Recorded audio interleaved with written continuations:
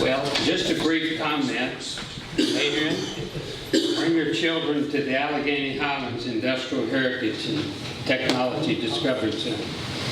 It's at 227 North Maple Avenue. It's been open all summer from 12 to 4 on Tuesday through Friday. There are all kinds of hand-on activities.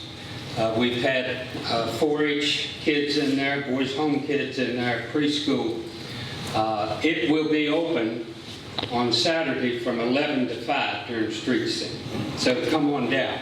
I'll show you where your kids can enjoy themselves. Now, putting on my VFW hat, I want to thank the City of Covington and this council for its support of the VFW's Roads of Honor program.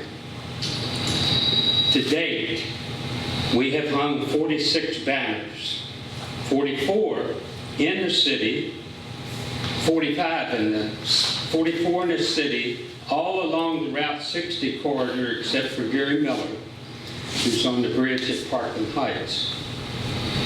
One of the banners is hung at the Love's truck stop as you get off of 64 at Lowmore for Jimmy Monteith, who was a Medal of Honor winner. And then one of the banners is up at Callahan when the lady who lives up there found out that the Blue Ridge Lumber Company was putting up banners in the Callahan region.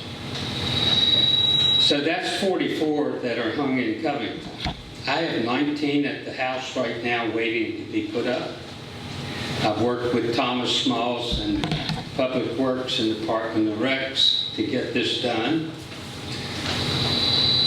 I have 15 being processed. In the next order, make sure I've got the right numbers here. 16 in production, and then 9 more applications on my desk at home. And I just got contacted by 2 people about getting applications. Well, that brings a total to 88 banners. There are not 88 suitable poles on Monroe Street to hang those banners. I know of 15 banners that their families want them to be hung on the Route 220 corridor that comes in at Dry Run and meets up at Monroe Street. I've had some who wanted them on Jackson Street, on Lexington Street, and other places. I think we have shown that this banner program is really going to take off. The city has been wonderful in supporting the program from the standpoint of having the banners hung. Especially want to thank Thomas Smalls because he just makes sure that the people at D.D. Kearns hang them on the right poles and in the right places. So my request is that you continue to support this program with the funding that's necessary. If that becomes difficult, we'll find another way, but I hope that you will see that it benefits Covington.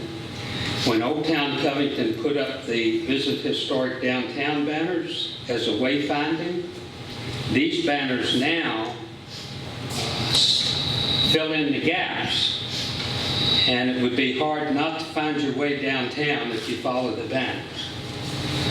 When we get them from Walmart to Covington, from Dry Run, I think it would be a wonderful thing. So my request is that beginning right now that you allow us to hang some of these banners on Allegheny Avenue, and then in discussion with the city officials and the city manager that we can proceed to perhaps go to the Craig Avenue Durant Road section. So that's my request. If you have any questions, I'd be glad to entertain them. When we first talked about doing this, we kind of designated Monroe Avenue as a Veterans Way and to fill it up front. So we've pretty much filled it up now. Like I say, I've got 44 banners up. I counted potential poles that did not have a banner on it, and it's right around 20, 25. So I don't have enough poles on Monroe Street to hang the rest of the banners that we're going to get. Did we fund 60 banners to start with? No, we modified, Mr. Mayor, the sign permit process as far as the sign fee. That we did it in batches, so it wasn't a per sign fee where the VFW is paying that, and then we were working to provide a in-kind service of hanging the banners. I think the first batch of banners that we hung, it cost around $2,500 for 19 to hang. But now we have purchased the sign permits for 100 banners. So pretty soon I'm going to have to buy more sign permits. Y'all got any questions? So, Thank you. for clarification purposes, right? So we don't have to come back every time a corridor fills. Is it the consensus of council that then once the Monroe corridor is fully filled, then 220, then Mr. Linkenhoker and staff can then work on determining the next corridors, but I guess with the understanding that we would fill any existing corridor where we're placing them prior to moving on to another corridor. So that we're at least filling an area instead of all over at one time. Don't think we're going to have a problem. I don't think we're going to have a problem, and I don't think it's absolutely necessary to completely fill a corridor. I can tell you that in the banner applications that I have, that I've got enough banners that are going to fill the rest of the Monroe Street. But I've got 15 applications that people have specifically asked that they be in the dry run North Allegheny area. And everybody asked for Durant Road, Craig Street specifically. I've had some ask for that, and of course you already have 2 on Craig that aren't part of that.